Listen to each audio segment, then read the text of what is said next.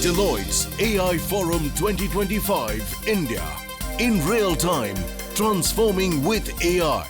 Biren and Gopi have, while AI in the public discourse has been popular for the last couple of years, but these gentlemen have been living it for decades now, and it'll be good to hear their perspective. And they work in a world where this comes to life every day. I mean, a lot of us are still experimenting with POCs and use cases and things like that. But they're incorporating in things that you might recognize and see every day in film, in advertising, in VFX, in animation, in IoT.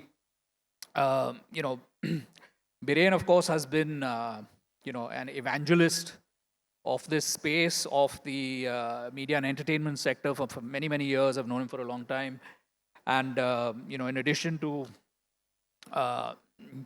his time at Technicolor, which is now grown to 7,000 people in India. He's also a thought leader, speaks at various conferences and, participates in a lot of thought leadership. And he's also on the national task force for the national AVGC policy, which is the animation, VFX, gaming and comic sector. During his tenure, and I did not know this, Technicolor has won 8 Emmy Awards, 4 Oscars, and various other awards at, 24 awards at Cannes and things like that.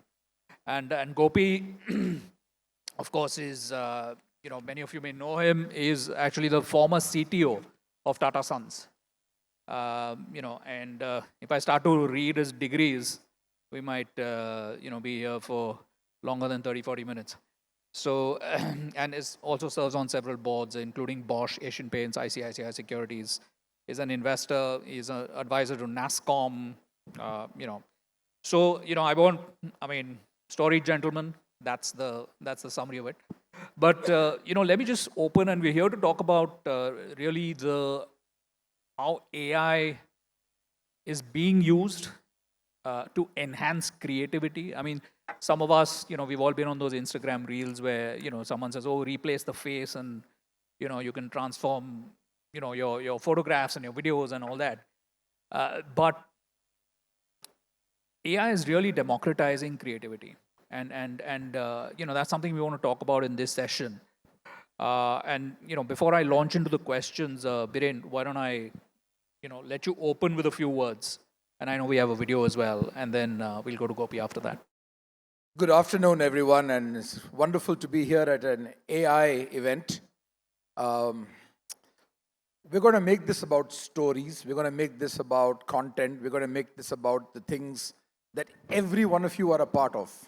If you think that you don't belong to this industry, just think of this one question. Which industry are you in that does not require imagery and simulation?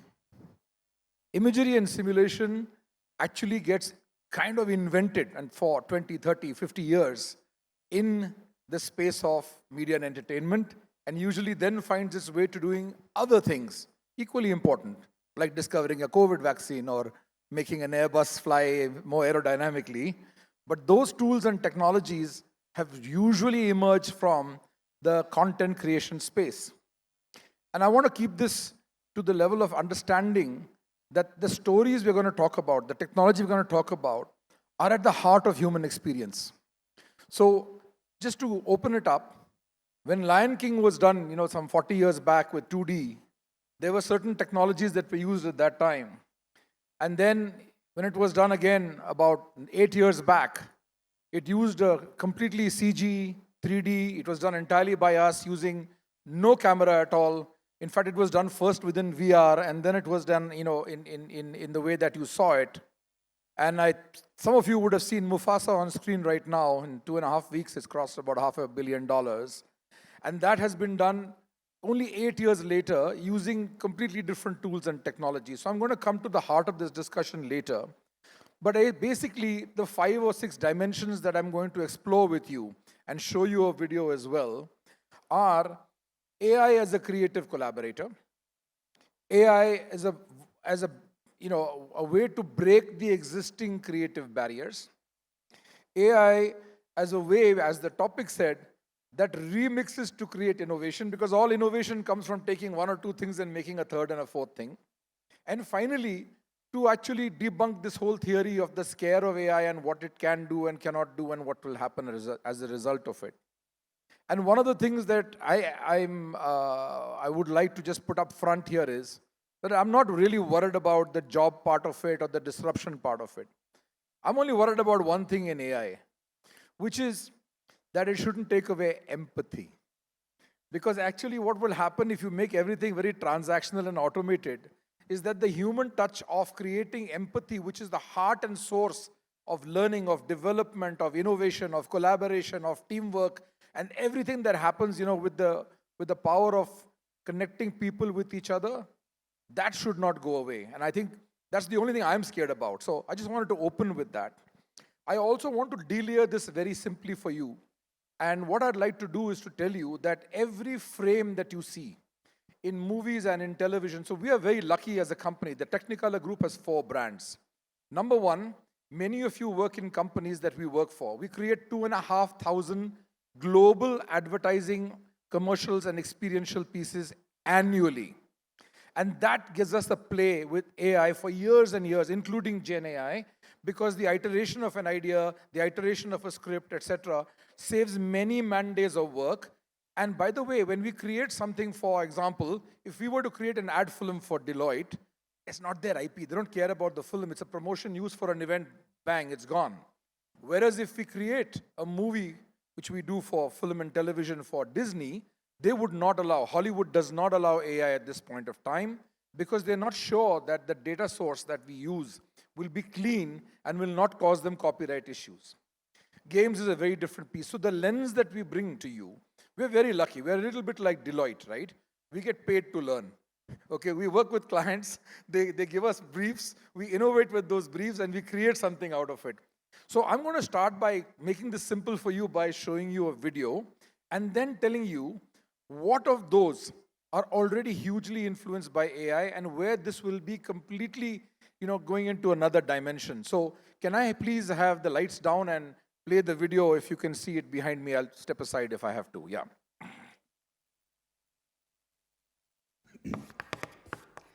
Intelligente Energie, kluge Energie gegen die Relativitätstheorie. Huh? Oh, hello. This is a first for me. Today I won't be talking to you about relativity, but instead I will explain how I was created in a complex 3D form. This is impressive.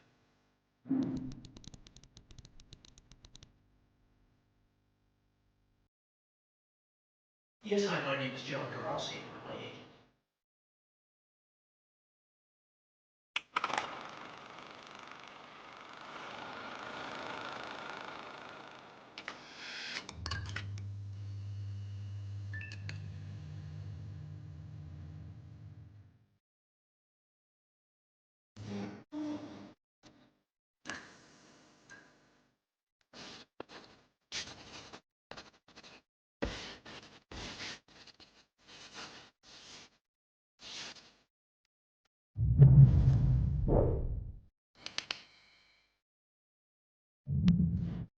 Oh, hello.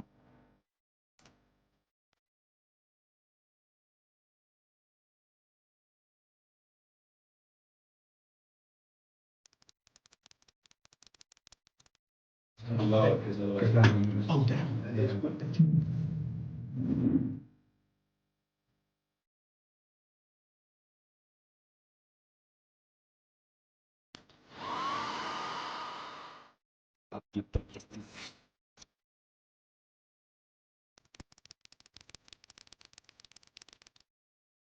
Huh? Poof.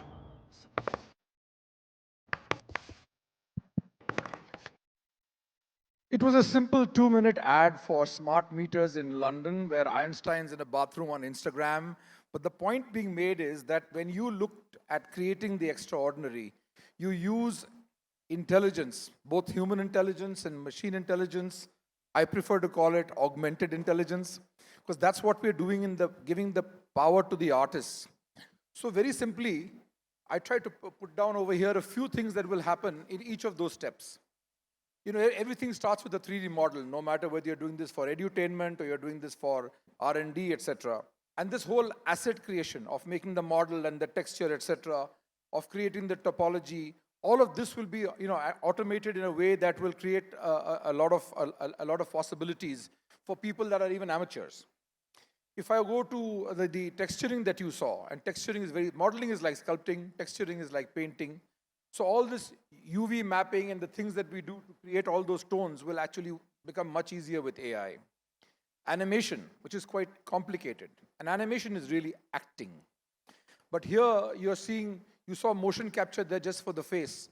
But we drew down about 32 crores as an association in Bangalore from the government of Karnataka in order to, about 7 years back, create a 200 camera rig for photogrammetry and to create, you know, a 32 camera Vicon setup in the Center of Excellence here in Whitefield.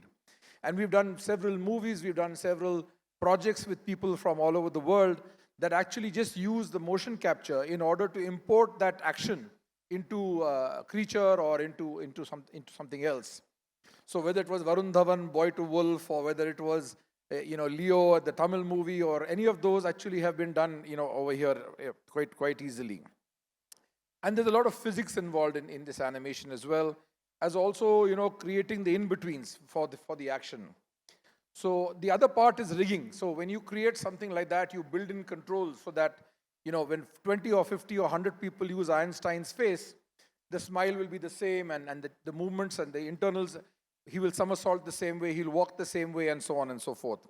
So all of that rigging that happens, which is nothing but math and anatomy, can also be automated. I'll stop here because there's lighting and then there's compositing and other stuff there.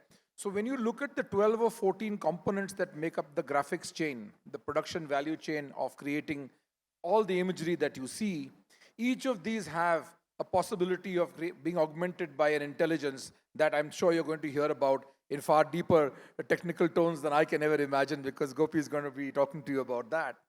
But I just wanted to finish by saying that when we create things like creatures for a Jungle Book or for Lion King or for whatever, which are photoreal, and we also do that in fully animated terms. One of our characters is up for the Oscar in a movie called Thelma and the Unicorn because it's quirky. So the underlying understanding, our IP as a company, is really about the understanding of the quadruped, the understanding of how the anatomy works, the muscle, the jump, the walk, the bird that flies, etc., etc. The final product and the look and feel of that particular movie will belong to Disney or Warner or Sony or whatever the case may be. So I think AI is really powerful for people that are going to work at the underlying, the layer where data and the layer where, it's going to, so I think that's really my opening comment about the fact that this is neither pure human intelligence nor pure automated AI is going to create the stories of the future that can continue to have a human connection. And I'm going to talk to you in the end by showing you another 2-minute clip about how things are jumping out in this world from screens that you and I are familiar with, which could be a movie hall, or which could be a TV screen, or could be a screen at the back of an event like this. And you will see that when you come for Deloitte's AI Forum in 2028, this will not be the way by which you will see the audiovisual on the screen, and we'll end with that later on. But I'll pass it on right now for other comments. Yeah, you certainly won't. And thank you for that. Fascinating, and some of it we don't realize how much of it is now touching our daily lives. And Gopi, I'd like to go to you for some opening remarks, and I know you have some fascinating slides as well. No, absolutely. Definitely, I'll not compete with the Technicolor video for sure. So I'll take you back and I'll take you forward in terms of AI and creativity. That would be my goal. So if I can get the presentation up, please. It's right behind us, but I think you will be able to see it between us probably. But I wanted to talk about, Technicolor. Biren in India has 6,000 people, and it's very difficult to produce creative work from such a large team. Um, Many times we hear about creativity as a product of an individual. So that's where the definition of creativity matters. If you want to take an idea into production and have it viewed on a screen, you do need the large teams. But the idea itself sometimes is a product of one. But that product of one has been informed and nurtured by the power of many. And that is what AI can hasten and bring to your fingertips. And that's what I would like to talk about. So this slide shows you two pictures. One is Vaikuntham and one is Lakshma Gaud. Both are artists, both are contemporaries. The paintings look very similar. The art experts will say that actually they're very different. Both come from a region of Telangana. So they're influenced by the art, the folk art of the region. Not just the paintings, they're influenced by the masks used in theater and play.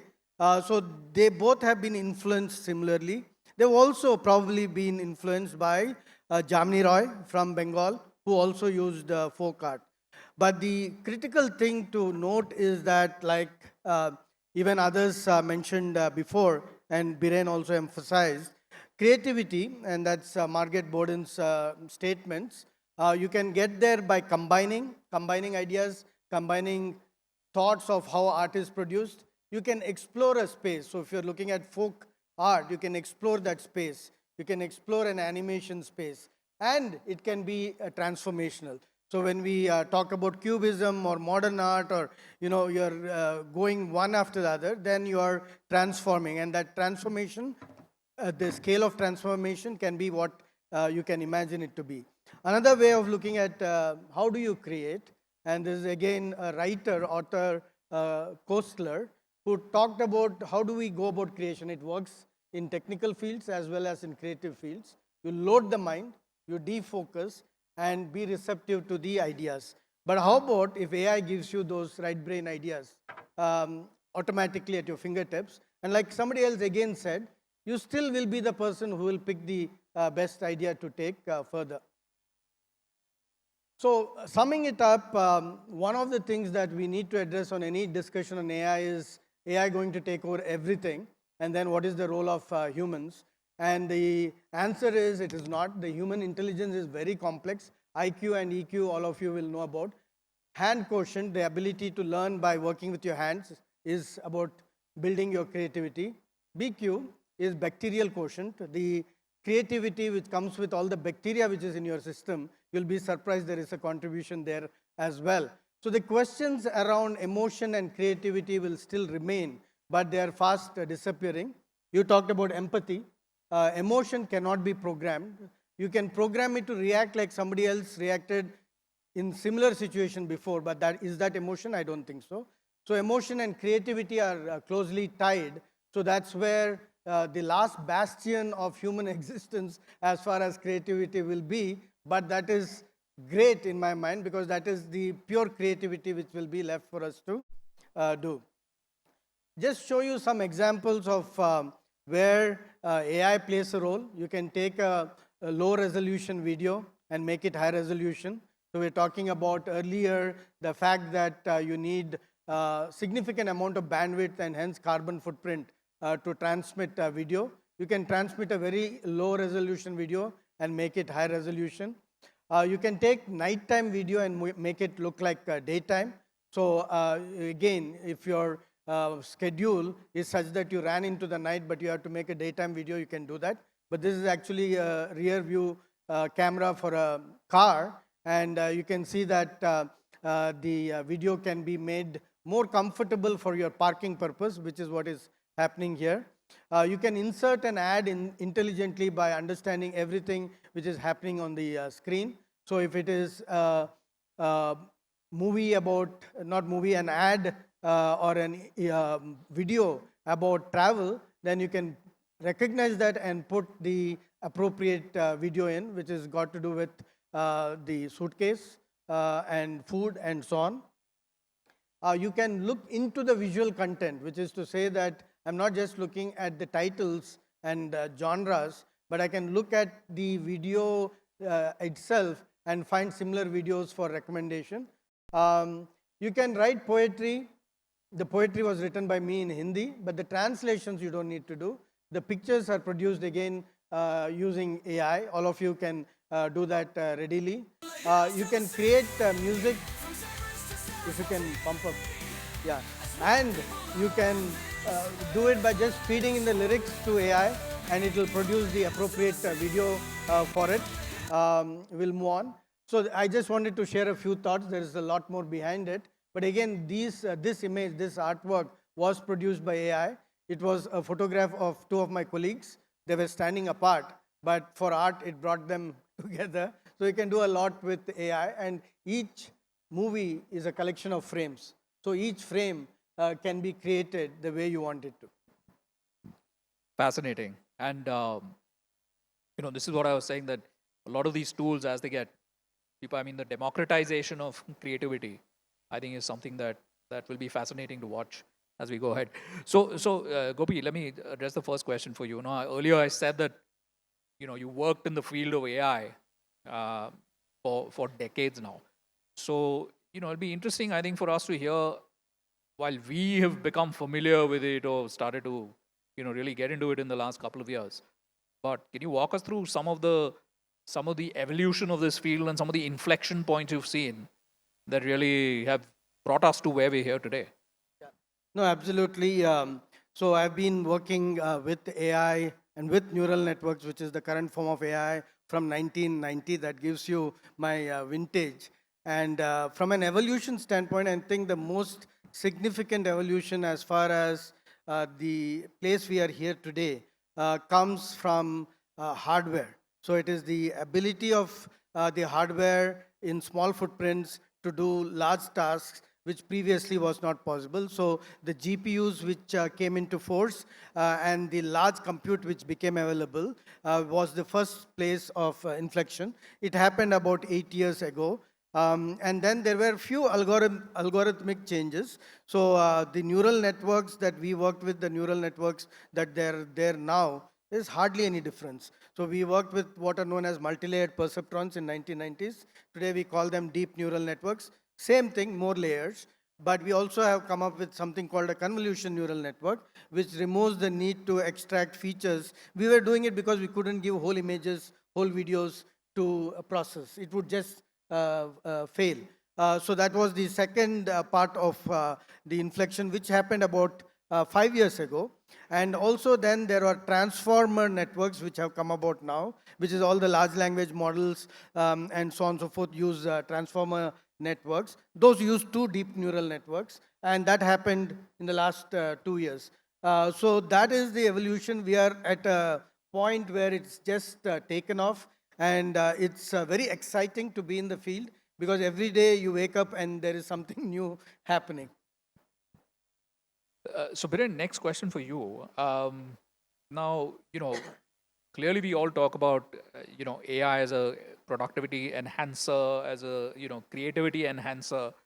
Now it clearly enhances creativity, but the skill sets required, that whole landscape is moving very quickly. So how do you, especially say in your company, right, how is AI shifting the roles of, storytellers, designers, artists, and how do you preserve that fundamental ethos of art and storytelling when the tools are taking over everything in that sense?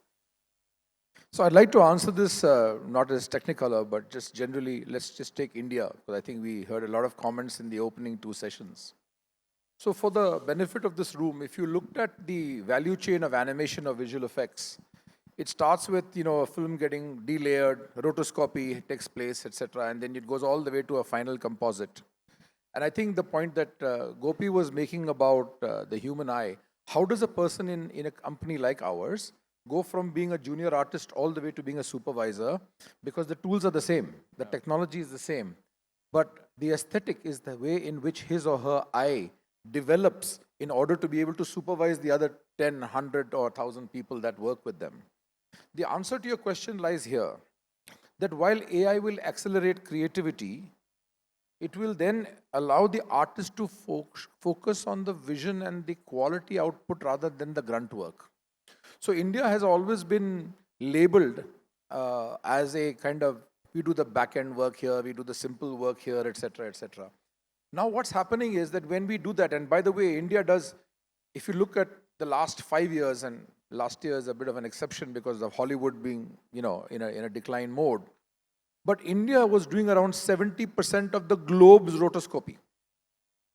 And probably 20 or 30,000 jobs need to get created every year to do that. Now, what happens when rotoscopy becomes automated or more automated? All of us have apps on our phone where we can put ourselves against the background of the Taj Mahal, but sometimes your hair gets chopped off, sometimes your ear gets chopped off. It's not perfect, but it'll get there. Now, what happens now is that rotoscopy is the simpler skill set, which has a lower man-day rate both abroad and in India, but it's in a 2D track, so that the guy from there will now be able to go up to the next level in that value chain and start doing compositing and making more things happen. Effectively, the same number of people in our country will be able to earn more because of the fact that they've moved up the value chain and they've been able to do a more complex job because the simpler job that they were doing is automated. So that's point number one. Point number two is that when we are talking about the difficulty of getting each person to contribute, right? One person can be creative, but how do you make many people creative? You will be able to find that with automation, the basic template itself is getting created for everyone.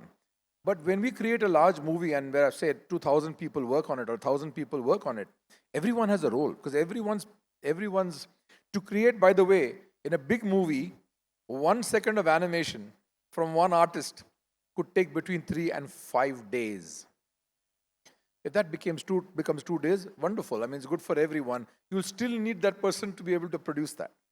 Or if the machine is producing it, it may still take half a day or 1 day to clean it up in a way that is absolutely authentic because the director, who's a human being, is going to supervise that final action and that output. I think the question also goes into another dimension, which is stories haven't changed, by the way. Stories do not change. Packaging changes. So even before AI, if you go back in time, there was Robin Hood that was produced in glorious Technicolor in 1930s, then 1950s, then 1980s, and I think Russell Crowe about 10 years ago, we did one. At high time now, another Robin Hood will come out.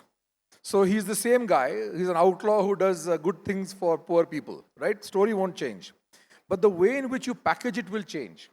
And therefore, I think AI is fascinating because it is going to help to contemporize stories.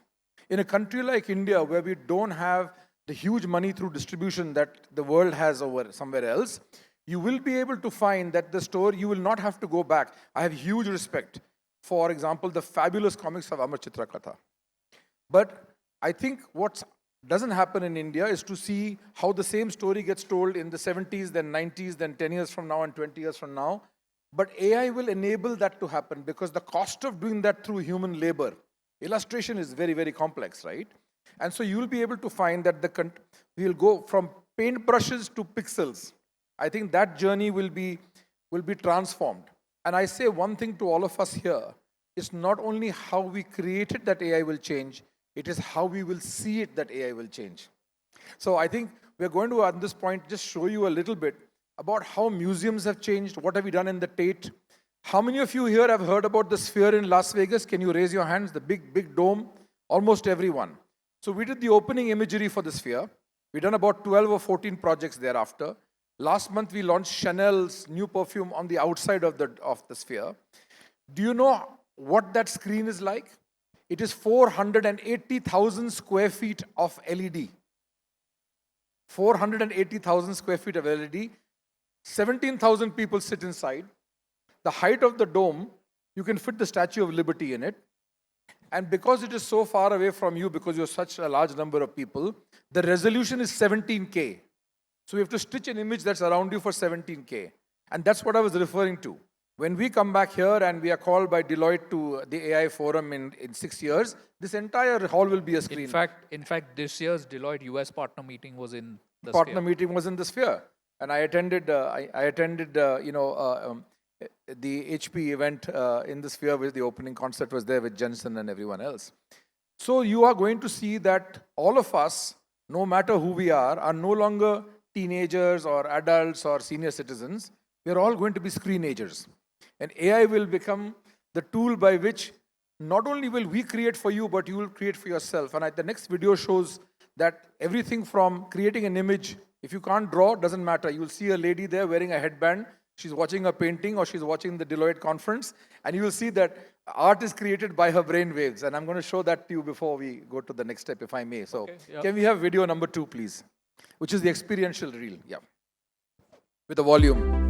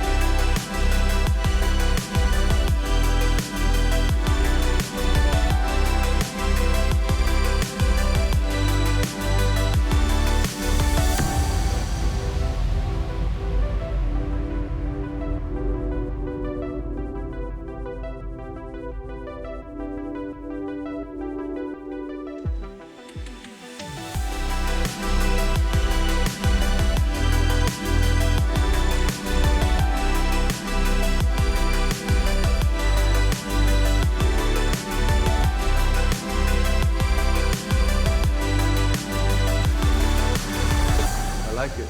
It's good. Thanks, Biren, for that. I think brought it to life for us. And unfortunately, we are close to time. But just one last question for Gopi. Gopi, through Milan Foundry, I mean, you not only work on media and entertainment, but a number of other industries. Have you started to see any industries or any companies deploy AI at scale, where everybody's doing use cases and POCs? Have you started to see that AI at scale, or has the hype gotten ahead of reality?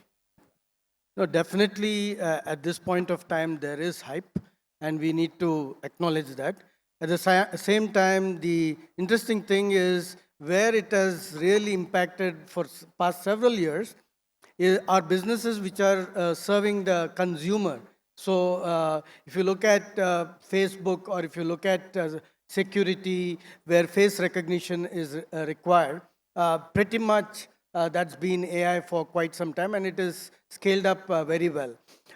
In media and entertainment, there has been an entry now. Definitely, if you are not using AI in your production, you're going to be less competitive. I'll just make a comment on storytelling also. The storytelling part of it and keeping it fresh means that human experiences, which are constantly changing based on the stimuli, which are also constantly changing, that's what will keep the stories fresh. And that is not AI. So AI will bring those stories to life in the various ways that we talked about. So that's media and entertainment. Automotive. It need not be complete autonomous driving, which is entirely AI. But even if you have level 1, 2, 3, not 4 and 5, but level 1, 2, 3, there is significant AI there. If you're even looking at driver safety management. So looking at a driver and making sure in a fleet that he or she is not using a phone or smoking or distracted or sleeping even, that is AI, and it's being used. The place where it is least penetrated, and it's a sad thing for me, is in the factory floor. It should be more used, but the nature of the industry is that it's very conservative. and also regulations on safety-related matters are so stringent that it is going to take a long time for AI to enter into the factory floor in the way that we want it to. Jehil, if I might just one line, I think what's happening is that the stories of the future are not going to be stories that are told. The stories of the future are stories that will be lived. And therefore, with the experiential taking over everything that we do, I think we're going to see that through the glasses, through everything that we have in terms of new devices, and in the way in which we look at spaces, including public spaces. And that's where, you know, people can come with their phone and interact with that space, as Gopi was pointing out on the consumer tech side. But these are the stories that I think where AI will help is to personalize them for yourself. And games have shown us that basically you create something which is an environment, you create something that are characters, but you are driving it. So the my story becomes the story really to look forward to. And I think that's where we are going to be looking at the intelligence of stories in the future, which will not be told, but will be lived. And I think that's a very important distinction. Stories that will be lived. A good note to end on. Thank you very much, gentlemen. Fascinating session. Thank you very much. Deloitte's AI Forum 2025 India. In real time, transforming with AI.